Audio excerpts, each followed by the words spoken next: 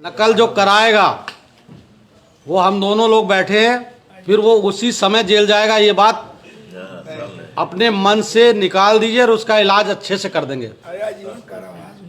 एक चीज और अभी बीच में सब भूल गए, इसमें अगर परीक्षा की शुचिता को भंग करने के संबंध में कोई भ्रामक प्रचार किसी भी रूप में, चाहे वो प्रेस में हो या यूट्यूबर हो या फला हो, वो इस अधिनियम के दायरे में है।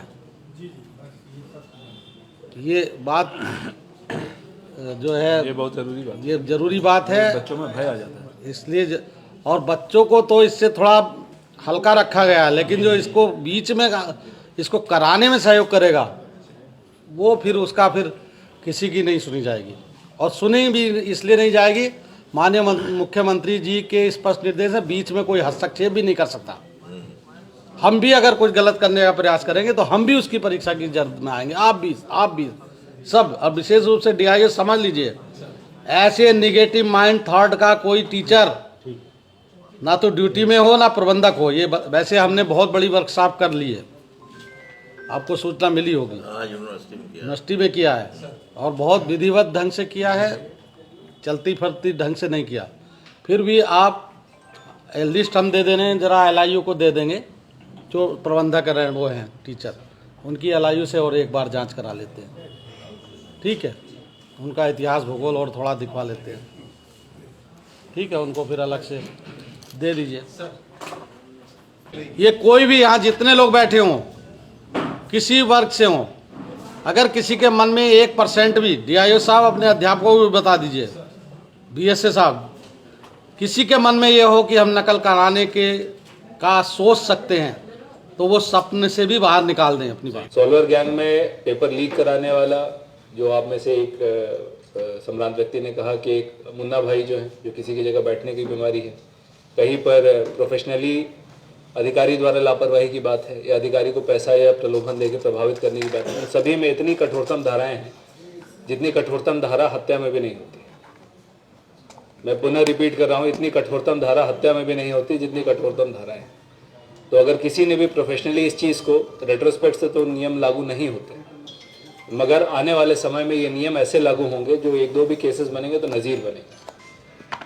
हमें शासन, माननीय मुख्यमंत्री जी और पुलिस मुख्यालय के स्तर से जो निर्देश प्राप्त हुए हैं, उनसे बढ़ के भी हम लोग प्रयासरत रहेंगे कि हमारे सादे में टीमें विभिन्न कार्यालयों में, विभिन्न विद्यालयों के आसपास भ्रमणशील रहें। जो पुराने इसमें अपराधी संलिप्त रहे हैं उनके ऊपर भी कठोर निगरानी रखी जाएगी। उनको इनफैक्ट इसके पहले हम उठा के जेल भी भेजेंगे, ताकि उनके पास ये स्कोप न रहे कि वो किसी प्रकार की गड़बड़ी कर पाए।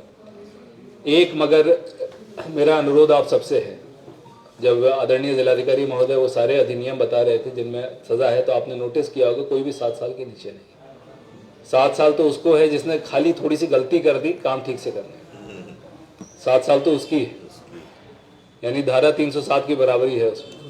बाकी सारी की सारी धाराएं जो हैं वो गिरफ्तारी वाली है, तो आदमी टंग के ही जाएगा, सेम डे टंगेंगे वहां से।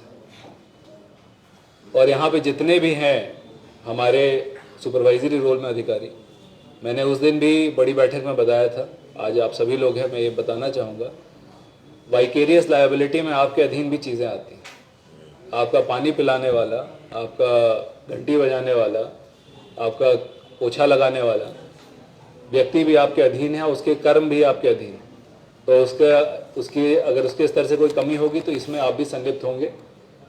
इसलिए यहाँ से जाने के बाद इसको कृपया जो है एक खाना पूर्ति बैठक ना समझते हुए, इन सभी अधिनियमों को जो अभी जिलाधिकारी महोदय ने आपको अवगत कराया, 7 साल, 10 साल, आजीवन कारावास और 1-1 करोड़ के फाइने हैं। मतलब व्यक्ति का कुछ बचेगा नहीं। वो सोचेंगे कि भाई हमने कई हत्याएं थोड़ी कर दी जो हमें इस तरह से ट्रीट किया जा रहा है। मगर अधिनियम, क्योंकि सामाजिक रूप से अभी तक उसका प्रभाव नज़ीर बन के आया नहीं है, इसलिए लोगों के मस्तिष्क पे उसका भी प्रभाव नहीं आया है। प्रभाव मैं चाहूँगा आप लोग यहाँ से लेके जाएं। गलती होने के बाद सीखने से अच्छा है कि गलती होने के पहले सीख लिया जाए।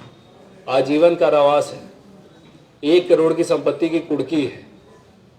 मतलब अगर आपने पेपर का प्रिंट आउट करके बांटने का प्रयास किया तो आप सॉल्वर गैंग के मेंबर माने जाएंगे। मुन्ना भाई बने आप, सॉल्वर गैंग के मेंबर माने जाएंगे। अगर आप किसी के ऊपर प्रभाव डाल रहे हैं 10 साल की सजा है। अगर आपने अपने कार्य में लापरवाही कर ली है सरकारी अधिकारियों के लिए 7 साल की सजा है।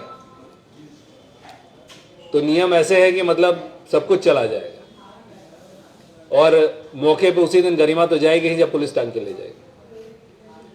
अच्छा, दूसरी बात यह है कि ये तो प्रावधान है, इसके अलावा भी STF, LIU, सादी टीमें, उड़न दस्ते सादे में घूम रहे हैं और आज का समय डिजिटल समय है। आप जो मैसेज कर रहे हैं, जो बात कर रहे हैं, आपको लगा बड़ा आपने गोपनीयता से कर दिया, कहीं वो जो है वो उसमें अगर हल्की सी भी जो है इसके प्रति लापरवाही प्रदर्शित हुई तो 10 साल के लिए जेल जाना पड़ेगा। तहसील सबको दे दो। आपके यहाँ जो पोछा लगाने वाला है, पानी पिलाने वाला है, उसको भी समझा दीजिएगा कि बेटा जो है मतलब ऐसा जाइएगा कि कुछ बचेगा ही नहीं। तो इसकी ग्रेविटी हम सभी को समझने की जरूरत है और ये तो लेटर है, इंटेंट समझिए। आप राष्ट्र निर्माण, समाज निर्माण यहीं से तो कर रहे हैं। जिन लोगों को आप बना के भेजेंगे वही तो अगले जिलाधिकारी बन के इस पद को सुशोभित करेंगे।